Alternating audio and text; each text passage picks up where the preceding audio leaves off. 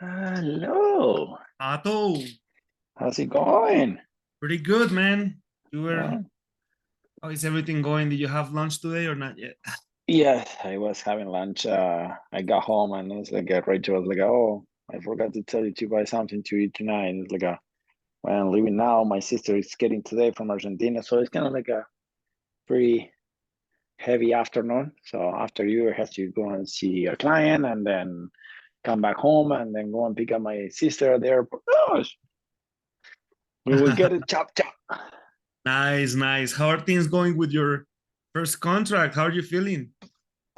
Feeling amazing. Now it's in the nerve-wracking process of getting the money as we speak. And I had to, I forgot to, I was so excited last day when I talked to you, when it sent you a Slack saying like, we did it. And I forgot to move Natasha to win. Finally, my first win here. So I had to, uh, I will say one. No, like I don't know. I put in one because it's under contract. So uh, Nice. so that was kind of cool how the process went and so on. So I think we have to go more often to conferences. Can you tell me more about it? Oh, that's one of the most recent leads. That's amazing. Yeah, that was Sunday, man. That was Sunday. Uh, Mhm. uh, the CRM was working great. I Mhm. just got it. I was already starting the conference on Sunday when I got the lead. So I was in Florida, in Orlando. So the received the lead, and then I was in. Well, the CRM was engaging already. So it's like, oh, I can talk now.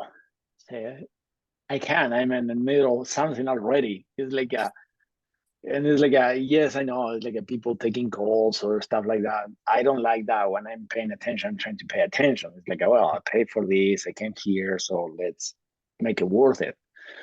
So it's not that I underestimate the lead. I just,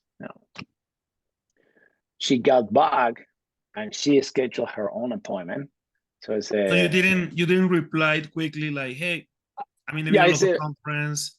yeah. I know it's like well, I'm gonna let you over there for sure. Hey, Isa is gonna take the call and make my life easier at this moment, and they did. They collect the information, all that Oh, stuff.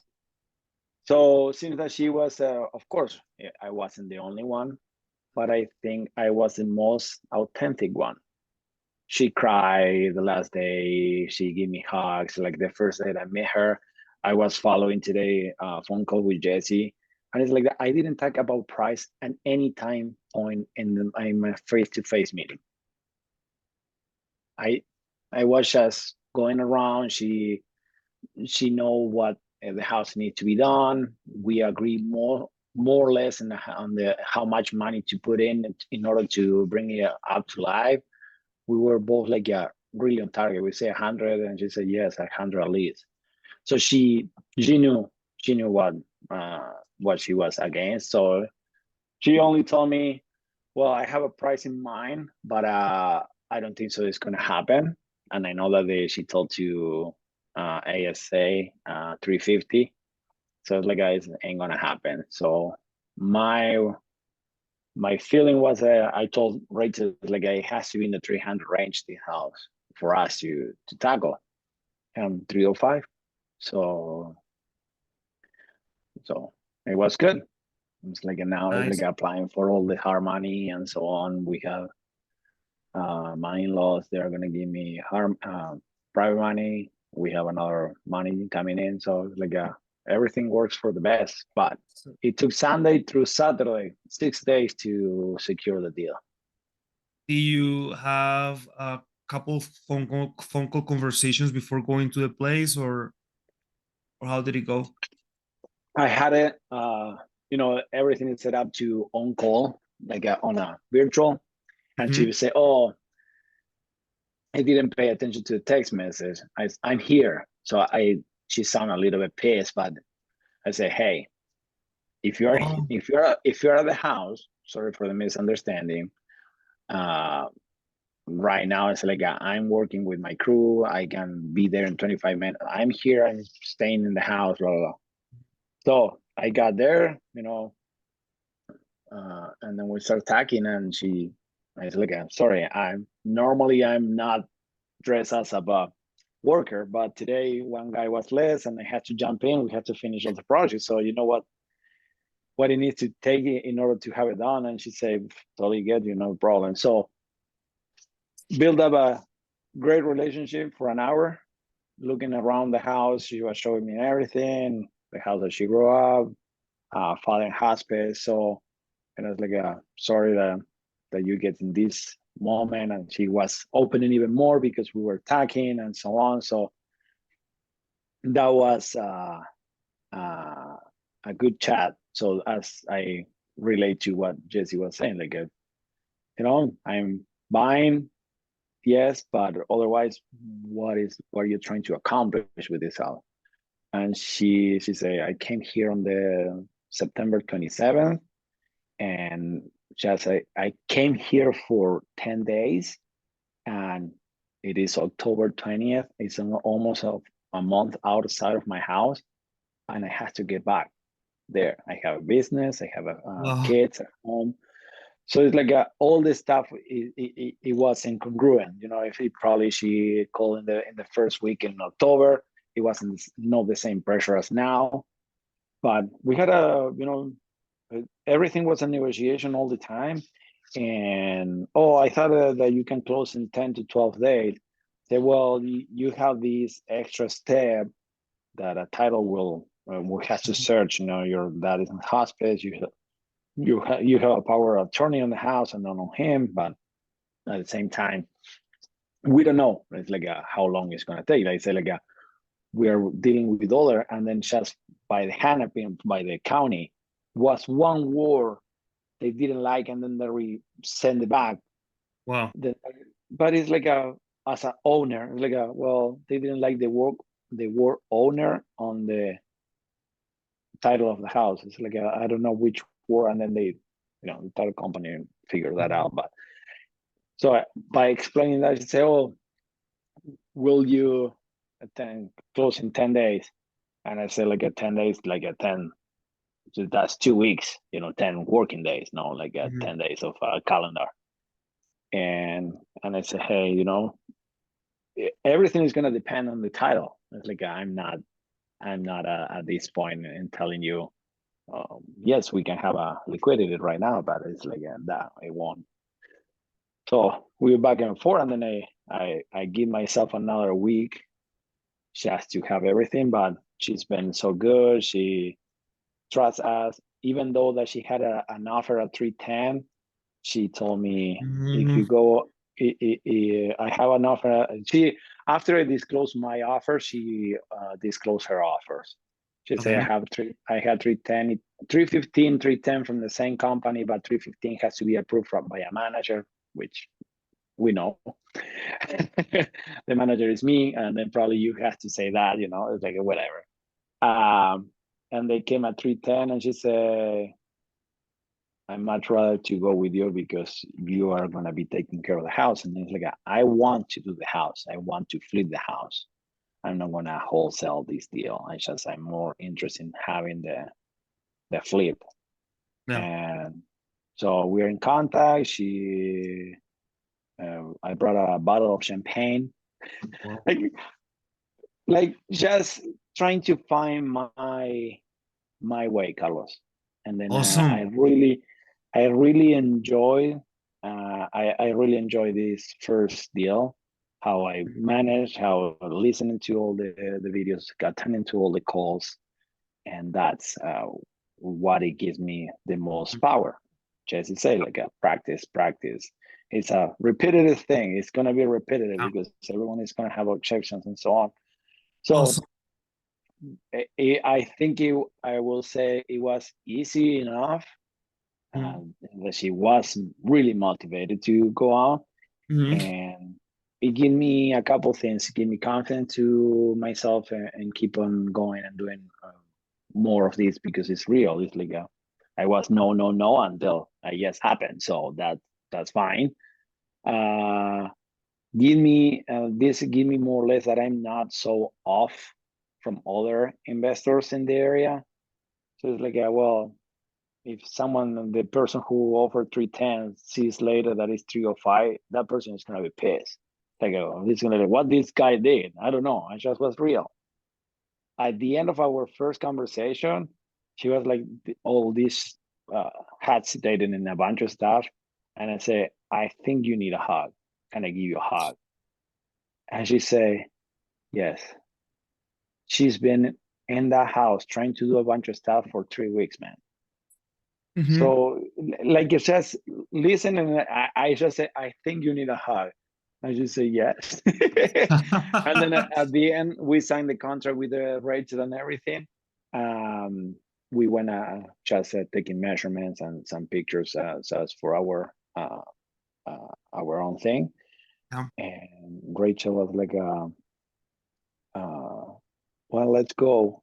And we passed, and I said, okay, see you later. I put something down, and she was completely crying. She said, I'm gonna miss this house, but I know that you're gonna do a great job. Please share pictures with me.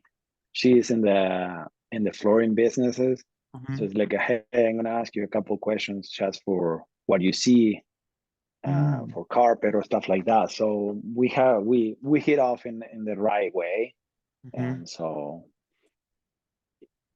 it is part of me that I wanna.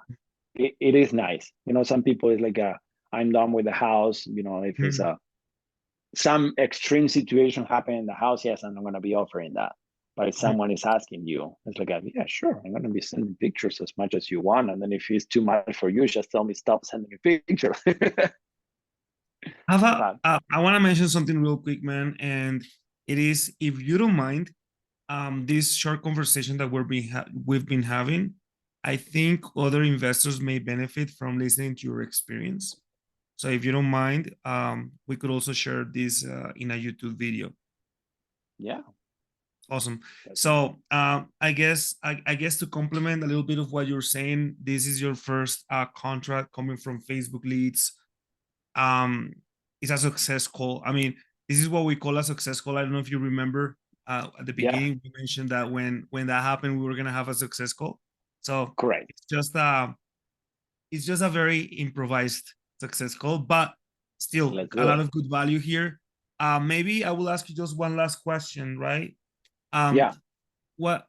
How do you think having Hesel Media by your side and in the Facebook leads and the support and all of these things that are going around your service, how do you think this is helping you make that progress that you mentioned, get your first deal, all of these things? It is great. I always when I talk to different investors, I said like I refer Hesel as a team, my team. Like they are there anytime that I have a questions. I pop out, and then the answer has been right away. I understand all their process and so on, but this process is when you learn the process and the system, it's easy. At the beginning, it's so overwhelming because everything is new. Now I look at the computer, and then I'm on the website. I'm like, oh yeah, makes sense. Like everything is talking to you. So from being overwhelmed for all the amount of stuff that I have to learn in the beginning, and then all the Hesel Media team helping you in the process. Is yes, you are the face right now, but behind your face is a lot of people working behind just to make this happen. ISA, like following up with the calls, like every time that I pick up the phone when I have a live transfer, they are so nice. Like they're nice. They are helpful. I can kind of like having a small chat before jumping in. Hey, can you send me the notes? I want to try to have access to the note, or I'm in my truck. So stuff like that, and they are really really good. So helping, I will say, Hesel Media is gonna help you as much as you wanna let them help you. So if you don't want to receive the help, well, it's on you. Sometimes it's like you have to. I told you at the beginning, I'm coming in that I know nothing. So I don't want to say like, hey, yes, I know this, because everything has a new process, new system, and everything has to be redone. And then let's move forward. And if it's something that you know, well, it's gonna probably cut your time in a half. But otherwise, having the team, I refer as my team when I'm talking. If there's no people they're not familiar with some CRM and what it is, all that comes with it, I say my team. If other investors are related, I mention the company, the brand, and what we're doing and what they do for me, or what tools I'm using. So automatic text messages, all that stuff is like, yep, it works. It's just follow the process, ask the questions, don't be afraid. If someone sees this, I'm pretty sure they will have questions on what you were doing before this, and you kind of already mentioned it. You didn't know a lot of things about like going direct to seller, right? The Facebook leads, the marketing, the CRMs, and all of this stuff. You didn't know about that, but your background is in construction, right? My background is in construction, so probably I can see the end point. I can see what I can do in a house and so on. But at the same time, I can have all that knowledge, but without a lead, it's gonna stay in knowledge. It's not gonna be in action and practice. So that's the link. All the time I talk to my wife and I say, basically we have everything in place, and then I'm missing the first piece of the chain, which is the lead. The lead, conversion, and now we are working, because I have all the expertise in the other side. Yes, we have access to capital to acquire the house. I have everything. And like I don't have the first chain, the link of the chain. It's like you feel you're making a lot of progress, because not only you got your first deal, but you also feel like you're building a well-oiled machine, right? Yeah. That's what I'm saying. What I'm pointing out is like, well, now my goal is 10 flips next year. So at this rhythm, I know that it's gonna happen. And then if I have downtime, it is the perfect time to acquire more knowledge in talking to the sellers, because all this there's so much value in each call that we have on Wednesdays. It's like there is so much value there, and refresh, repeat, start over, and go. The call with Jesse Bush, the big yes, that's amazing. Like the value that he brings in, he's authentic. He doesn't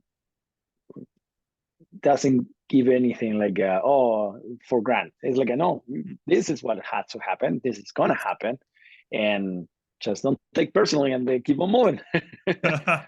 That's amazing, bro. Thank you very much for your insights. You're welcome. That's amazing.